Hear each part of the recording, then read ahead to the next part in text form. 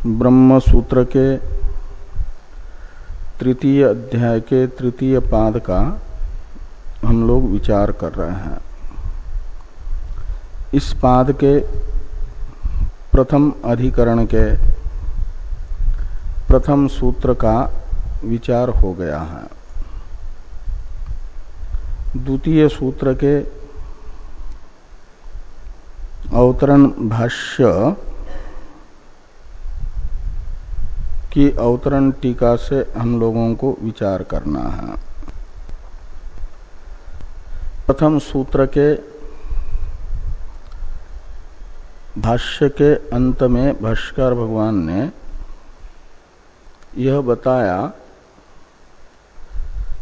कि उपासना भेद के साधक जो हेतु पूर्व पक्ष के द्वारा बताए गए थे, पूर्व मीमांसा के शाखांतर अधिकरण के पूर्व पक्ष के द्वारा बताए गए हेतु ही सर्व वेदांत प्रत्यय अधिकरण के पूर्व पक्षी ने औपनिषद उपासनाओं के भेद सिद्धि में बताए थे। उन सब कर्म भेदक हेतुओं को पूर्व मीमांसा में ही बताया गया कि वे हेत्वाभास है, उनका परिहार किया गया। न स्यात् न नामना स्यात् अचोदना अभिधानत्वात् इत्यादि सूत्रों से नाम भेदादि रूप कर्म भेद के साधक हेतुओं का परिहार हुआ। कैसे परिहार हुआ, इसे विस्तार से टीकाकार ने टीका में बताया, एक एक हेतुओं का। और उस शाखांतर अधिकरण का जो सिद्धांत बताने वाला सूत्र था, उस सूत्र में बताए गए जो हेतु है संयोग अविशेषादि, उनसे ये बताया गया कि अलग अलग शाखाओं के द्वारा उक्त होने पर भी अग्निहोत्रादि कर्म एक है। ऐसे भगवान वेद व्यास जी ने यहाँ कहा कि उन्हीं शाखांतर अधिकरण के सिद्धांत सूत्र के द्वारा बताए गए हेतुओं से अलग अलग शाखा के उपनिषदों के द्वारा कहे गए विज्ञान भी, यानी उपासनाएं भी अलग अलग न होकर के एक ही होगी। तो कहा यदि इस अधिकरण का पूर्व पक्ष भी और इस अधिकरण का सिद्धांत भी पूर्व मीमांसा के शाखांतर अधिकरण के पूर्व पक्षी एवं सिद्धांत के द्वारा उक्त हेतुओं के आधार पर ही प्रवृत्त हुआ है, तब तो शाखांतर अधिकरण न्याय से ही सभी उपासनाएं जो एक जैसी हैं, अलग अलग शाखा की उपनिषदों के द्वारा बताई गई एक है, ये बता सकते हैं। तो अलग से इस अधिकरण का आरंभ करने की अनावश्यकता है। ये अधिकरण गतार्थ हो सकता है उसी से, और अलग से आरंभ करेंगे तो पुनरुक्ति मात्र हो जाएगी। इस प्रकार की एक शंका हुई। अवतरण टीका में, द्वितीय सूत्र के अवतरण भाष्य की अवतरण टीका में टीकाकार ये शंका बताते हैं तरही इत्यादि से। इसका अवतरण है तरही इत्यादि टीका। इसको देखिए कि तरही शाखांतर न्यायेन एव कर्म ऐक्यवत विद्या ऐक्य सिद्धे पुनरुक्ति इत्यत आह इहापि। तरही का अर्थ है शाकांतर अधिकरण के पूर्व पक्षी एवं सिद्धांति के हेतुओं का ही प्रयोग सर्व प्रत्यय अधिकरण के पूर्व पक्षी एवं सिद्धांति के द्वारा किया जाएगा तब तो इतना तरही शब्द का अर्थ निकलेगा। शाखांतर न्याय से ही जैसे कर्म का एकत्व सिद्ध होता है ऐसे विद्या यानी उपासना का भी एकत्व सिद्ध हो जाएगा। तो इस अधिकरण का आरंभ करना एक प्रकार से पुनरुक्ति दोषग्रस्त है। इस प्रकार की आशंका होने पर पुनरुक्ति विषयक आशंका का निराकरण करने के लिए भाष्यकार भगवान द्वितीय सूत्र के अवतरण में लिखते हैं इहापि इत्यादि से। इहापि कंचित विशेषम आशंक्य परिहरति। तो वेदांत में भी कुछ अधिक आशंका का उत्थापन करके निराकरण किया जा रहा है, इसलिए पुनरुक्ति नहीं होगी। ये इहापि कंचित विशेषम आशंक्य परिहरति का अर्थ निकलेगा। टीकाकार थोड़ा वो जो कंचित विशेषम कहा था उस विशेष का अर्थ कर रहे हैं। रूपस्य उत्पत्ति शिष्टत्वम विशेषः। उत्पत्ति शब्द से लेना उत्पत्ति विधि को। उत्पत्ति विधि, नियम विधि, परिसंख्या विधि, ऐसे विधि के अवान्तर भेद है। उत्पत्ति विधि का दूसरा नाम है अपूर्व विधि। और अपूर्व विधि वाक्य में प्रयुक्त पद के अर्थ के रूप में प्रतीयमान गुण को कहा जाता है उत्पत्ति शिष्ट गुण। और वो जो उस गुण में विशेष रहेगा, कंचित विशेष, वो क्या रहेगा? उत्पत्ति विधि शिष्टत्व का मतलब उत्पत्ति विधि वाक्य में प्रयुक्त पदार्थत्व, यही उसमें उत्पत्ति शिष्टत्व है। और उस गुण को देख करके, वो गुण है रूप एक प्रकार से उपासना का, और वह रूप विशेष होने के कारण यानी रूप भिन्न होने के कारण उपासना भिन्न होगी। इस प्रकार की एक विशेष आशंका होती है, उसका निराकरण यहाँ पर भी किया जा रहा है, इसलिए पुनरुक्ति नहीं है। तो अब शाद एतद इत्यादि भाष्य की अवतरण टीका है। तो पंचाग्निन वेद, तो पंचाग्निन वेद इत्यादि उपासना उत्पत्ति विधिस्थ पंचाग्न्यादि रूप भेदात उपासना भेदस्यात् आमिक्षावाजिन रूप भेदात कर्म भेदवत इति अधिक आशंका निरासार्थत्वात् न पौनरुक्त्यम अस्य अधिकरणस्य इति मत्वा शंकाम व्याचष्टे स्याद इत्यादिना। तो ये कहते हैं कि पंचाग्निन वेद, ये है उत्पत्ति विधि।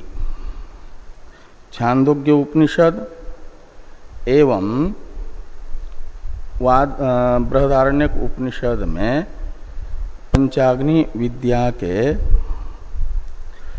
अवसर पर आया हुआ पंचाग्नि विद्या का विधायक वाक्य पंचाग्नि वेद, इसलिए इसे कहा जाता है उत्पत्ति विधि। हाँ, वेद का अर्थ है विद्यात, लेट लकार है, वो लिंग अर्थ में होता है। लिंग अर्थे लेट विधानम, ऐसा व्याकरण में आया है। तो पंचाग्निन वेद, ये उत्पत्ति वाक्य है और इस उत्पत्ति वाक्यस्थ पद है पंचाग्नि, और उस पद के द्वारा प्रतीयमान गुण है पंचत्व संख्या रूप गुण उपास्य अग्नि में।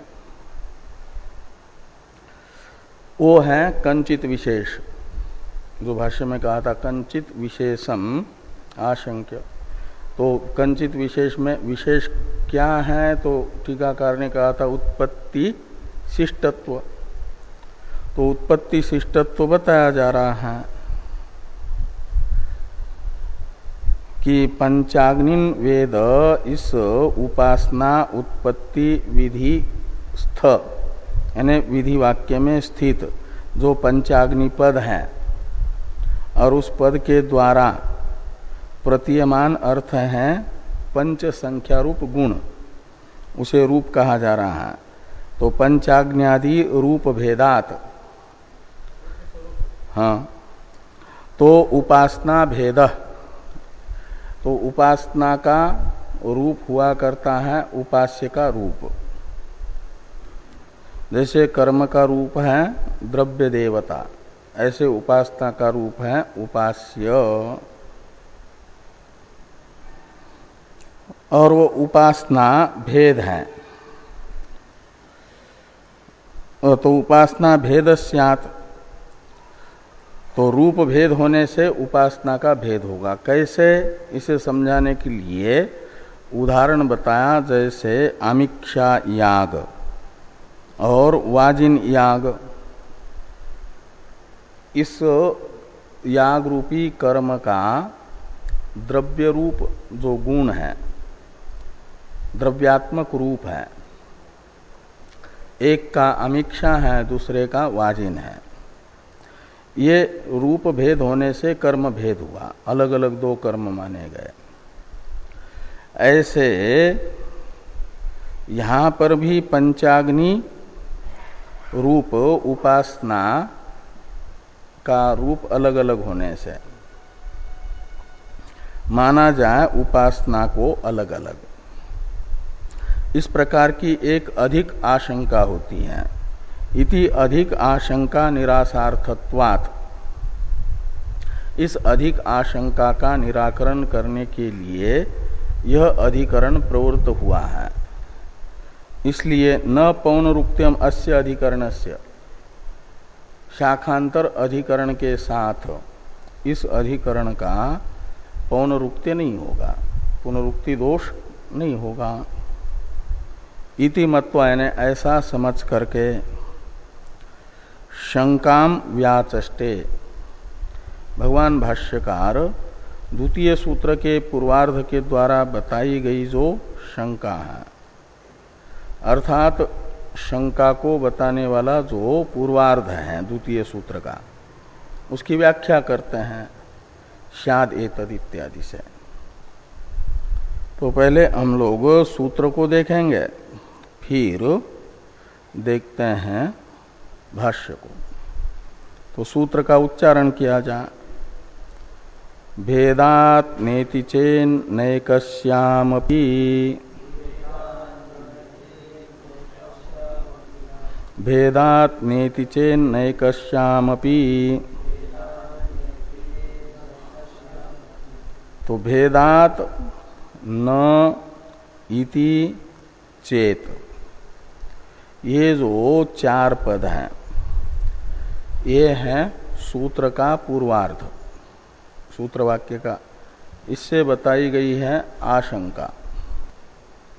और न एकश्याम अपि, इन तीन पदों के द्वारा निराकरण किया गया अधिक आशंका का। तो भेदात से लेना रूप भेदात,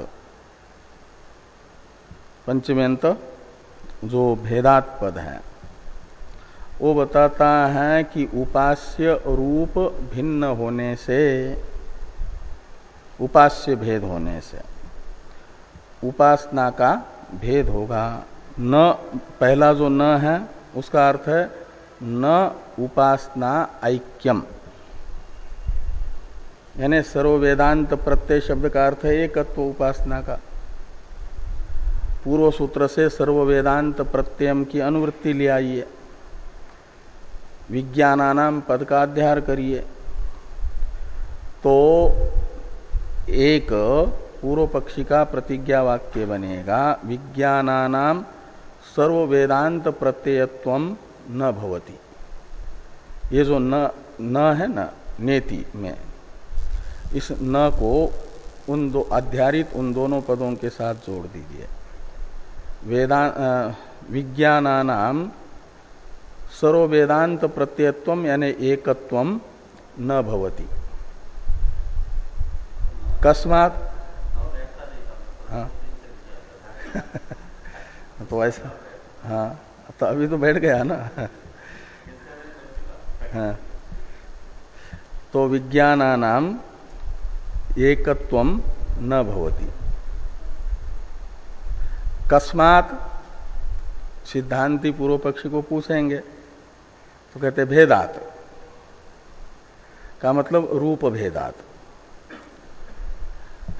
छांदोग्य उपनिषद की पंचाग्नि विद्या और बृहदारण्यक उपनिषद की पंचाग्नि विद्या एक नहीं है, ये न का अर्थ निकला।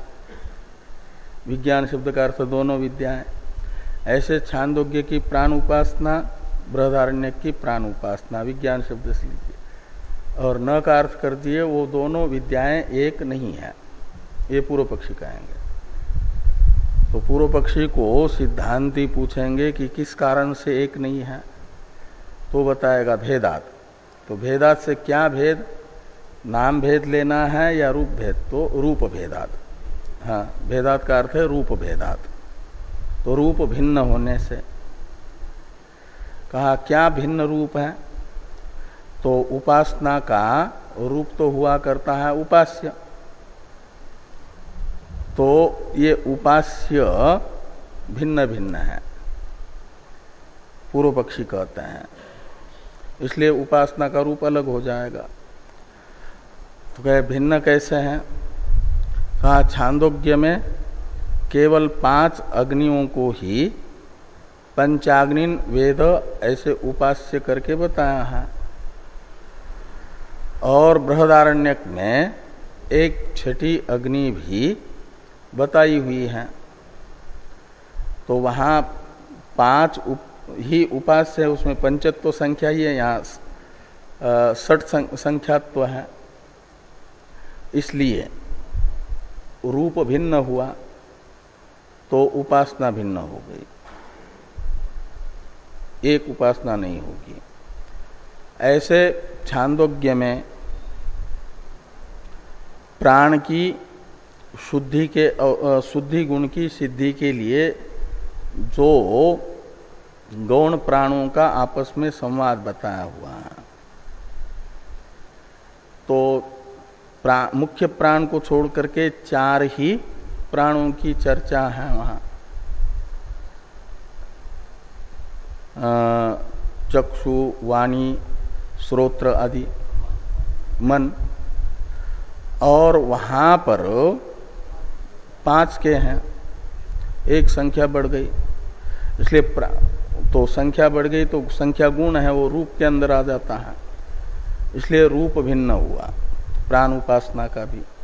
इसलिए छांदोग्य की प्राण उपासना और बृहदारण्य की प्राण उपासना अलग अलग है, एक नहीं। इतना भेदात नेति इतने का अर्थ होगा। चेत का अर्थ है यदि, पूर्व पक्षी ऐसा कहते हैं, इति का अर्थ है ऐसा, भेदात न इतने का ही वो उतना अर्थ निकलेगा, और इति का अर्थ है पूर्व पक्षी का अनुवाद करने के लिए। ऐसा यदि पूर्व पक्षी कहते हैं, इति चेत इतने का अर्थ निकलेगा, सिद्धांति कह रहे हैं।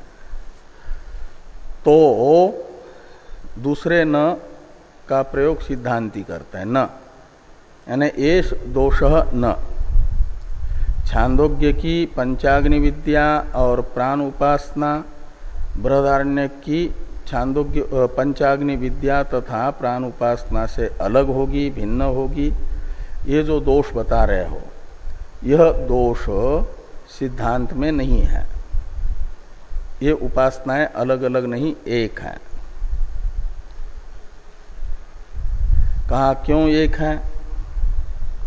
पूर्व पक्षी पूछेगा, हमने तो कहा कि रूप भिन्न है, इसलिए वो भिन्न उपासना होगी। जैसे आमिक्षा और वाजिन रूप भिन्न होने से कर्म भिन्न है।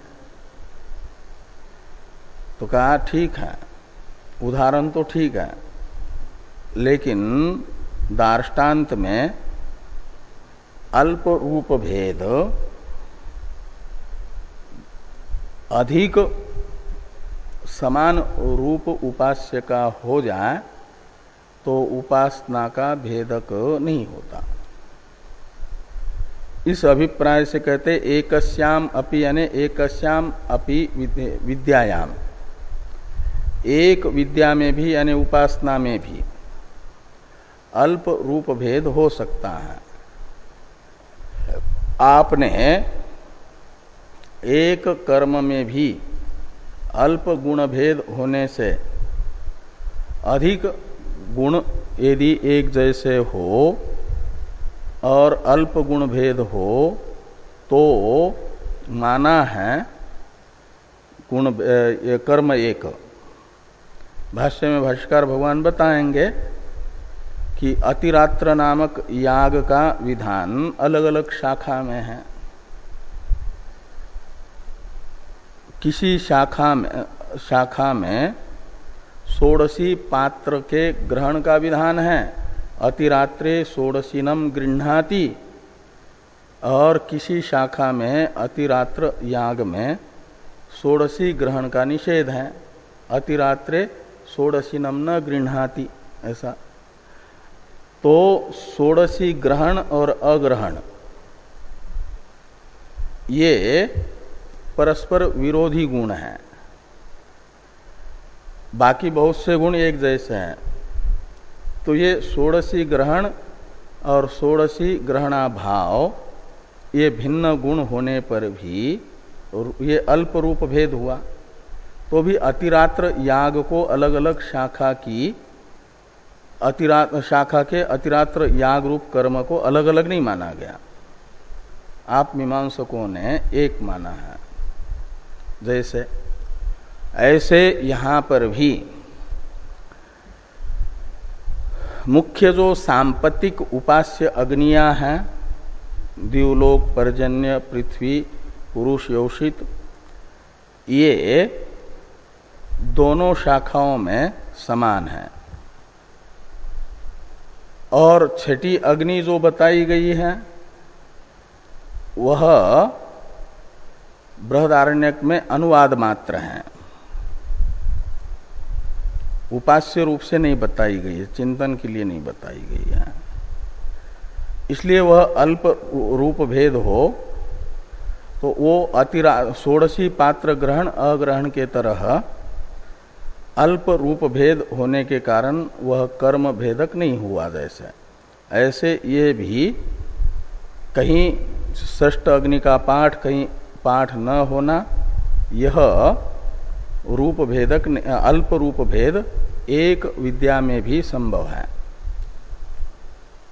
और भाष्य में कहा जाएगा कि छांदोग्य में भी षष्ठ अग्नि का पाठ है। ये है कि बृहदारण्यक में थोड़ा विशेष पाठ है, विशेषों के साथ उसके समिधादि बता करके, और छांदोग्य में केवल पाठ अग्नि का पाठ मात्र है कि जो उपासक शरीर छोड़ा है उसे अंतिम अग्नि में समर्पित करने के लिए आहुति के रूप से उसके ज्ञातिजन ले जाते हैं। ऐसा तम प्रेतम दिष्टम अग्नये इतो अग्नये नयंती, ऐसा एक वाक्य आता है छांदोग्य में भी। और वो बताता है कि यानी वहां अग्नि का पाठ है, वो छठी अग्नि है, 5 अग्नि से अतिरिक्त चिताग्नि। और उसी चिताग्नि को बृहदारण्यक में फिर वो उस चिताग्नि की समिधा कौन होगी, तो धुआं कौन होगा, तो ये सब कौन होगा, वो सब बताया है, विशेष बताया है। वहां विशेष नहीं बताया, इतना मात्र अंतर है। इसलिए अल्प रूप भेद विद्या भेद का साधक नहीं होगा। इसे एकस्याम अपि, यानी एक विद्या होने पर भी अल्प रूप भेद उपपन्न हो जाता है। इसलिए यह दोष रूप भेदात विद्या भेद रूप सिद्धांत में नहीं है, अनुवाद है, षष्ठ अग्नि का अनुवाद है। वो सांपत्तिकत्व का निराकरण करने के लिए भाष्य में आ रहा है। हाँ, वो तो प्रसिद्ध ही है, उसका अनुवाद मात्र है। हाँ, वो सब आ रहा है भाष्य में।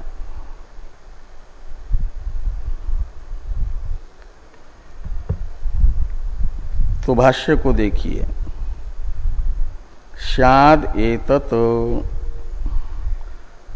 भेदात् नेति चेत, इतने की पहले व्याख्या है।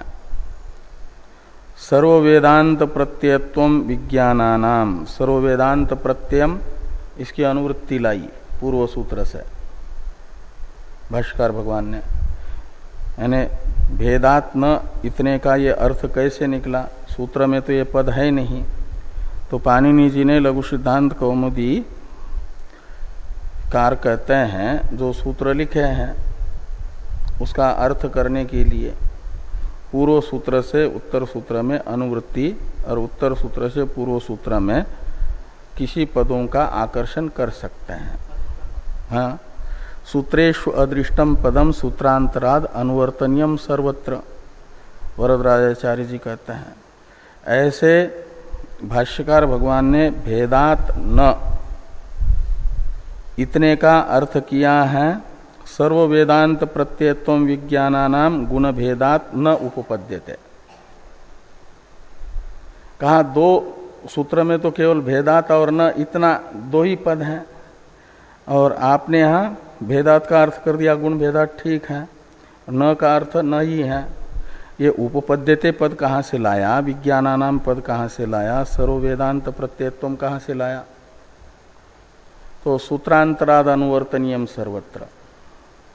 तो पूर्व जो सूत्र हैं उसमें सर्व वेदांत प्रत्ययम पद हैं। सर्व वेदांत प्रत्ययम चोदनाद्य अविशेषात, ये इसी अधिकरण का पूर्व सूत्र है। वहां से सर्व वेदांत प्रत्ययम पद आया। भाव प्रधान निर्देश होने के कारण उसमें तो प्रत्यय जोड़ दिया, तो सर्व वेदांत प्रत्ययत्वम ये निकला। और सर्व वेदांत प्रत्ययत्वम शब्द का अर्थ है एकत्व। तो किन का एकत्व? तो उपनिषदों के द्वारा विधीयमान उपासना। उपासना को बताने के लिए प्रकरण से यहाँ विज्ञान पद आ रहा है, इसलिए विज्ञानानाम ये अध्यारित पद है प्रकरण से, इसलिए विज्ञानानाम यानी उपासनानाम। सर्व वेदांत प्रत्ययत्वम का अर्थ है एकत्वम, अलग अलग शाखा की उपनिषदों के द्वारा बताई गई उपासनाएं एक न यानी नहीं है।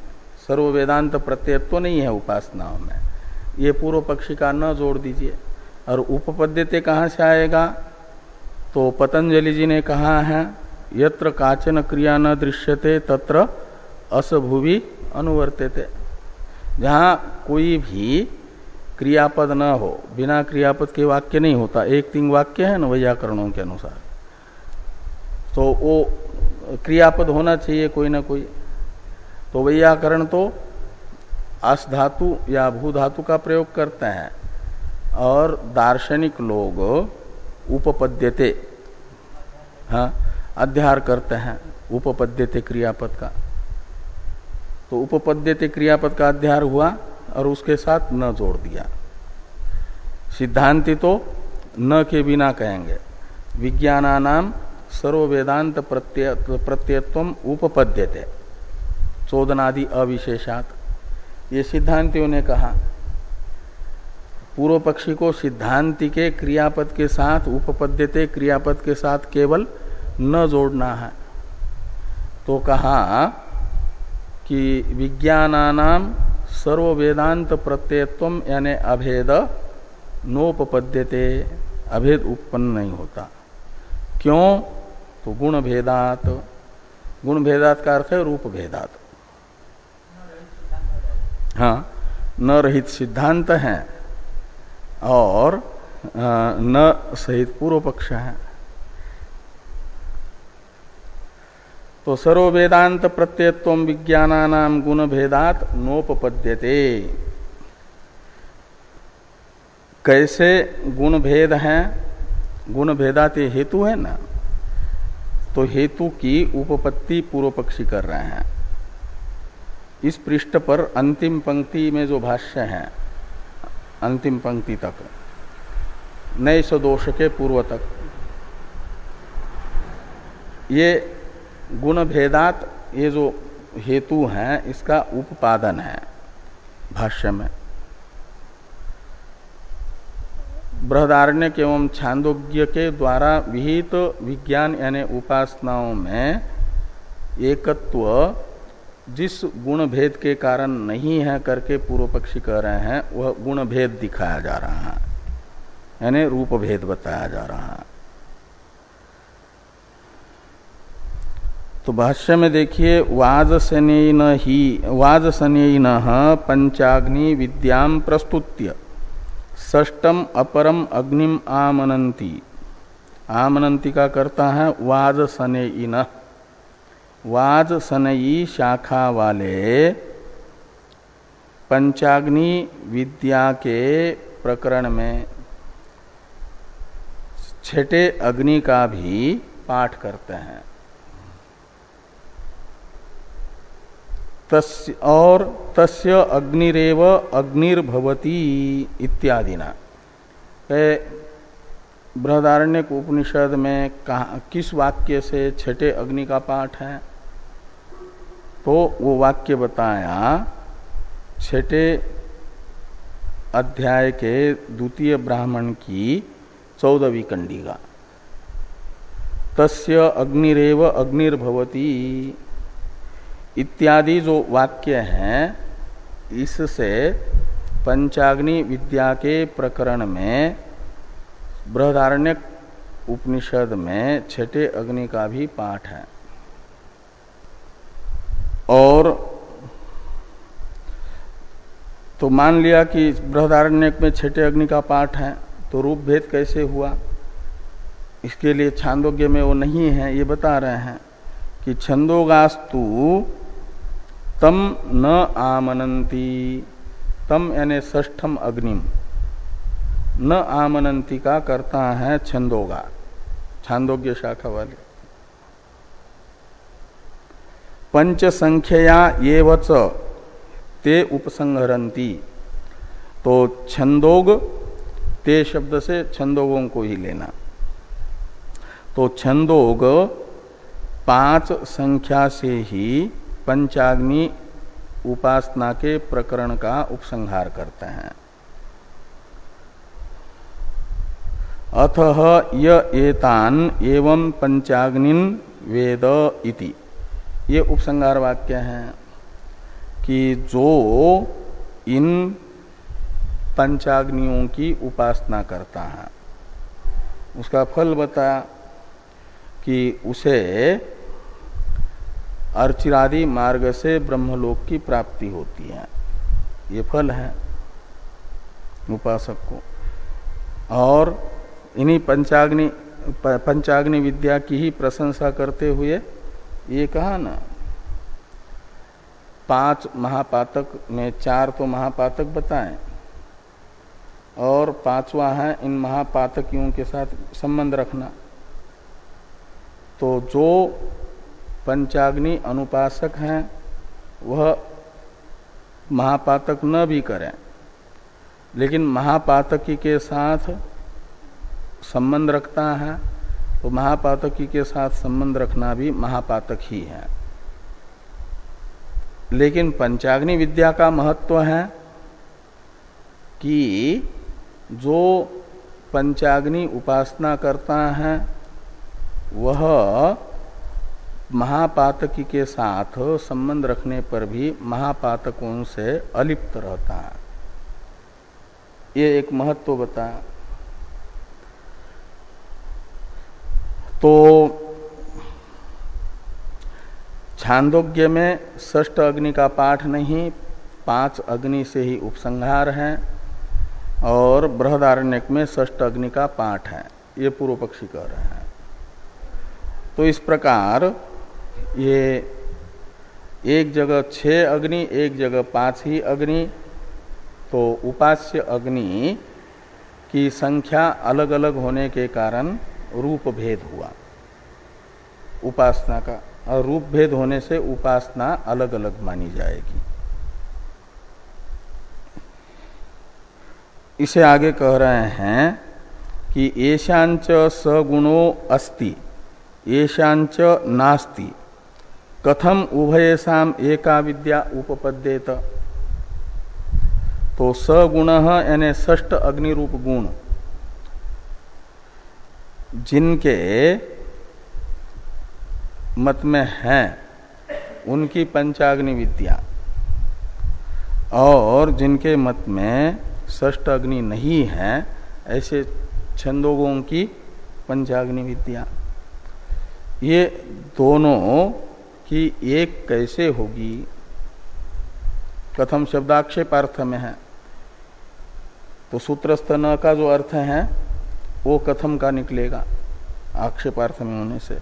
कथम उभयशाम एका विद्या उपपद्यते, तो कथम का अर्थ निकलेगा न, तो नोपपद्यते। उभयशाम एका विद्या नोपपद्यते, ये अर्थ निकलेगा। इस प्रकार ये पंचाग्नि विद्या में रूप भेद होने से विद्या भेद की आशंका हुई, अधिक आशंका। इसका निराकरण करने के लिए इस अधिकरण की प्रवृत्ति होने के कारण पुनरुक्ति नहीं है, ये कहा जाएगा।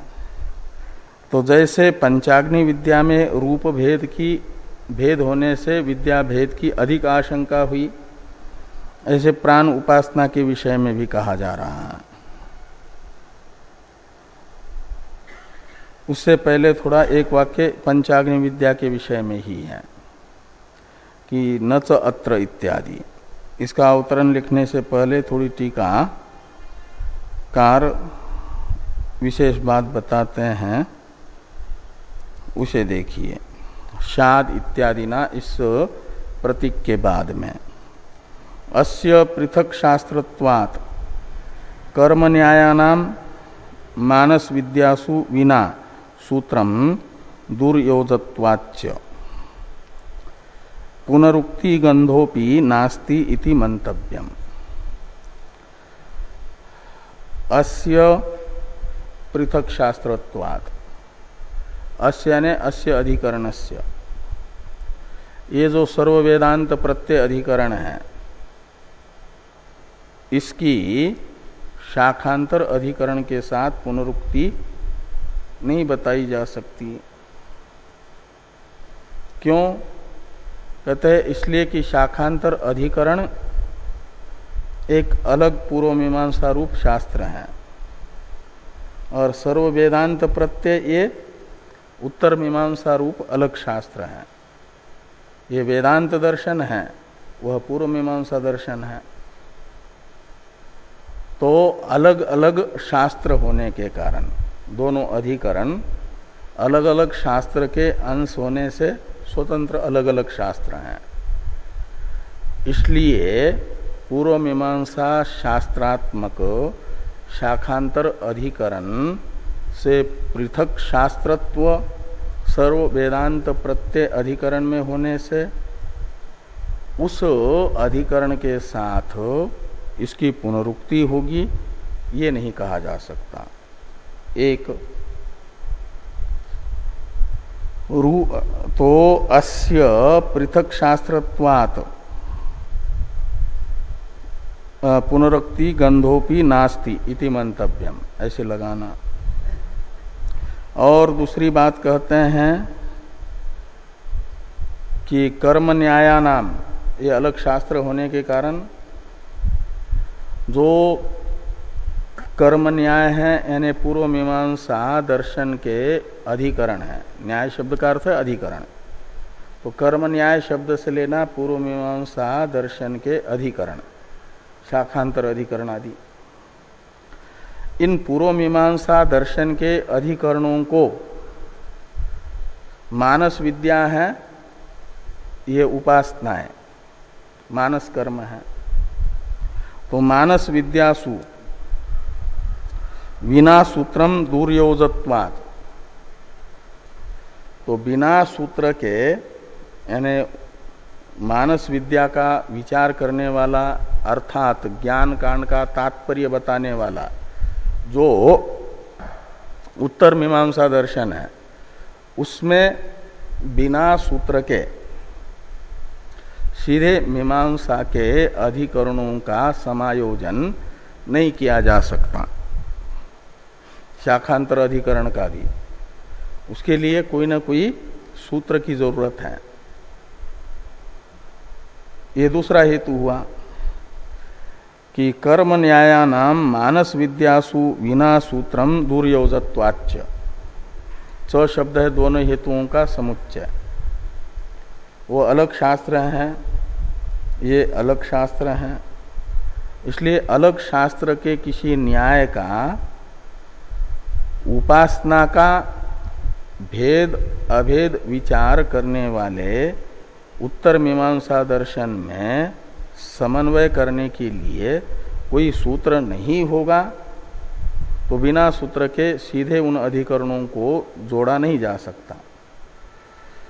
इसलिए कहा कि मानस विद्यासु यानी उपासनासु विना सूत्रम कर्म न्यायानाम दुर्योजत्वाच्च पुनरुक्ति गंधोपि नास्ति। पुनरुक्ति का तो गंध भी नहीं है, यानी लेश भी नहीं है, ऐसा समझना चाहिए। ये सिद्धांत का अभिप्राय बताया। आगे न च अत्र गुणोपसंहार शक्यते इत्यादि जो भाष्य वाक्य है उसका अवतरण लिख रहा है टीकाकार ननु इत्यादि से।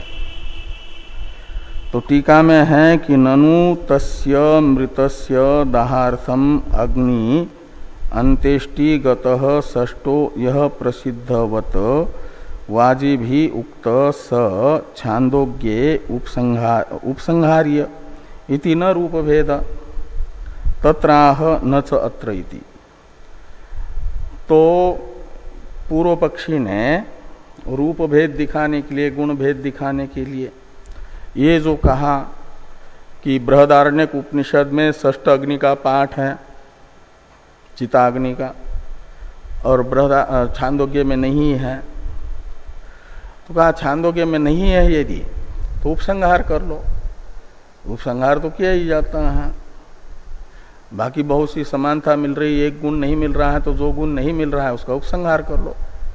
तो छांदोग्य में बृहदारण्यक में कहे गए छठे अग्नि का उपसंहार कर लो, तो कोई रूप भेद नहीं होगा, तो विद्या एकत्व तो हो जाएगा।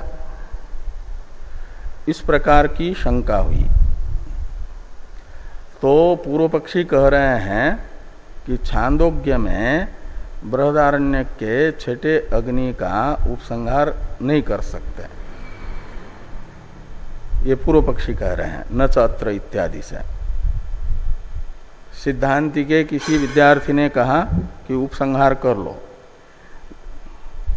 इस अभिप्राय से टीका में लिखा कि ननु तस्य मृतस्य, जो बृहदारण्यक का वाक्य न तस्य अग्निरेव अग्निर्भवति, उस वाक्यस्थ तस्य शब्द का अर्थ कर रहे हैं। भाष्य में दूसरी पंक्ति में एक वाक्य था ना, बृहदारण्यक उपनिषद में छठे अग्नि को बताने वाला, तस्य अग्निरेव अग्निर्भवति। उस वाक्य में प्रयुक्त जो तस्य सर्वनाम है उसका अर्थ बता रहे हैं टीकाकार कि तस्य यानी मृतस्य, उपासक मर गया पंचाग्नि उपासक, तो उसे उसके शरीर को जलाने के लिए स्मशान में ले जाया जाएगा।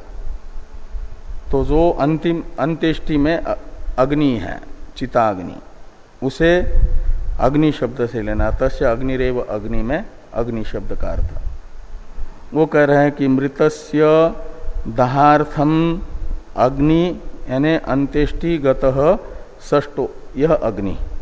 तो छठा जो अग्नि है उसका प्रसिद्धवत निर्देश है, यानी लौकिक प्रमाण से ही वह निश्चित अग्नि है, षष्ठ अग्नि। उस षष्ठ अग्नि रूप गुण का वाजियों ने अनुवाद किया है। तो वाजी भी उक्त स छांदोग्य उपसंहार्य, उसका छांदोग्य उपनिषद में यदि कथन नहीं है तो उपसंहार कर लो।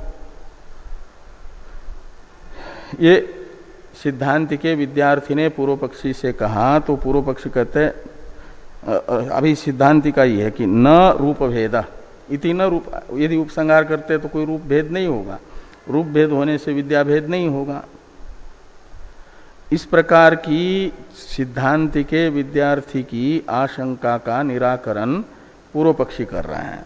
इसलिए कहते तत्र आह, यानी सिद्धांति के विद्यार्थी की आशंका इस प्रकार की होने पर सिद्धांति पूर्व पक्षी कहते हैं आह, यानी पूर्व पक्षी आह, न च अत्र इत्यादि, ये पूर्व पक्ष की पंक्ति है। न च अत्र गुणोपसंहार शक्यते प्रत्येतुम पंच संख्या विरोधात।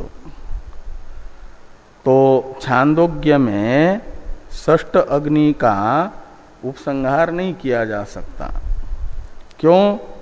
उपसंहार वाक्य में और उत्पत्ति वाक्य में जो पंच संख्या है, उस पंच संख्या का विरोध होने से षष्ठ अग्नि हो जाएगी, 6 अग्नियां हो जाएगी। का मतलब उत्पत्ति शिष्ट जो गुण है वह षष्ठ अग्नि का उपसंहार नहीं करने देगा, पंच संख्या रूप गुण। ये पूर्व पक्षी का कथन है। पंच संख्या विरोधात, यहां तक छांदोग्य और बृहदारण्यक के पंचाग्नि विद्या में रूप भेद पूर्व पक्षी ने दिखाया, इसलिए पंचाग्नि विद्या दोनों अलग अलग है, पूर्व पक्षी कहेंगे। तो जैसे पंचाग्नि विद्या में रूप भेद है, ऐसे प्राण उपासना में भी रूप भेद है।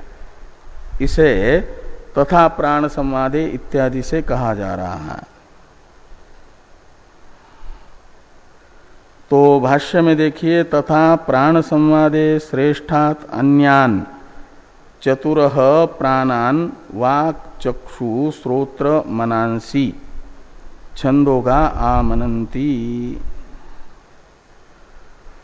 तो ये जो छांदोग्य उपनिषद में उपास्य मुख्य प्राण से अलग श्रेष्ठात यानी मुख्यात प्राणात, मुख्य प्राण से, प्रधान प्राण से अलग 4 ही प्राणों का संवाद छांदोग्य में बताया है। और वाद स्नेही शाखा में उन 4 के साथ और एक को जोड़ दिया गया है। वाद स्नेहिनस्तु पंचमम अपि आमनंती रेतो वे प्रजापति प्रजायते ह प्रजया पशुभिर यह एवं वेद। इस वाक्य से एक पंचम इंद्रिय को भी जोड़ दिया संवाद में। ये रूप भेद हुआ प्राण उपासना में। इसलिए प्राण उपासना दोनों शाखा की अलग अलग है, ये बताने के लिए रूप भेद दिखा रहे हैं पूर्व पक्षी। अब आवाप उद्वाप भेदाच्य, ये जो वाक्य हैं इसका अवतरण है टीका में। अस्तु प्रजनन गुणवतो रेतसो वाजीनाम आवाप छंदोगानांच तस्य उद्वाप ततः किम इत्यत आह आवाप उद्वाप इत्यादि। तो कहा यदि केवल एक संवाद में इंद्रिय अधिक का कथन होने मात्र से विद्या भेद हो रहा है यदि, तो ऐसा कर लो, उसे उसका आवाप कर लो, यानी हटा दो। हटाना है आवाप, ग्रहण न करना, अनुपादान आवाप का अर्थ है। और उद्वाप का अर्थ है उपसंहार, ग्रहण। तो बृहदारण्यक उपनिषद में जो एक अधिक इंद्रिय का कथन है उसका आवाप कर लो, यानी अनुपादान कर लो, अग्रहण कर लो, ग्रहण मत करो, हटा दो, तो बराबर हो जाएगी संख्या। तो रूप भेद नहीं होगा, विद्या एक सिद्ध हो जाएगी। या हटाने में दिक्कत है, नाराज हो जाएगी जिसको हटाएंगे वो इंद्रिय, तो उसको छांदोग्य में जोड़ दो, उपसंहार कर दो। उद्वाप है उपसंहार, तो बराबर बराबर गुण हो जाएंगे। तो कोई रूप भेद न होने से विद्या भेद नहीं होगा। इस प्रकार सिद्धांति ने व्यवस्था दी। तो कहते हैं ये आपने बताई हुई व्यवस्था को मान लेंगे तो इससे विद्या का एकत्व सिद्ध नहीं होगा। रूप भेद जो हम बता रहे हैं वह विद्या भेद साधक रूप भेद बना ही रहेगा, पूर्व पक्षी का कथन है। इस अभिप्राय से कहते हैं पूर्व पक्षी की ततः किम। ततः किम का मतलब बृहदारण्यक में एक गुण का आवाप और छांदोग्य में एक गुण का उद्वाप करने मात्र से भी किम यानी क्या सिद्ध होगा? रूप का अभेद सिद्ध नहीं होगा, रूप भेद बना ही रहेगा। ये पूर्व पक्षी का अभिप्राय है किम कहते समय। इसी अभिप्राय से पूर्व पक्षी ये वाक्य लिखते हैं कि आवाप उद्वाप भेदाच्च। एक जगह आवाप कर रहे हो, एक जगह उद्वाप कर रहे हो, तो ये भेद हुआ। तो वेद्य भेद, तो वेद्य यानी उपास्य भिन्न होगा, उपास्य भिन्न हो जाएगा। तो वेद्य भेदाच्च विद्या भेद। वेद्य ही तो यानी उपास्य ही तो रूप है उपासना का, वह अलग हुआ तो उपासना अलग हो जाएगी फिर। तो विद्या भेद कैसे? तो कहते जैसे द्रव्य देवता भेदात इव यागस्य। तो याग का द्रव्य और देवता अलग हो जाए तो याग अलग माना जाता है, कर्म अलग माना जाता है। ऐसे यदि वेद्य भेद हो तो विद्या भेद हो जाएगा। इति चेत, यहां तक ये भेदात नेति चेत, ये जो सूत्र का पूर्व पक्ष अंश है उसकी व्याख्या भाष्य में संपन्न हुई। नैष दोषः इत्यादि से सूत्रस्थ सिद्धांत अंश की व्याख्या भाष्यकार भगवान प्रारंभ करते हैं नैष दोष से। इस पर चर्चा हम लोग कल करेंगे।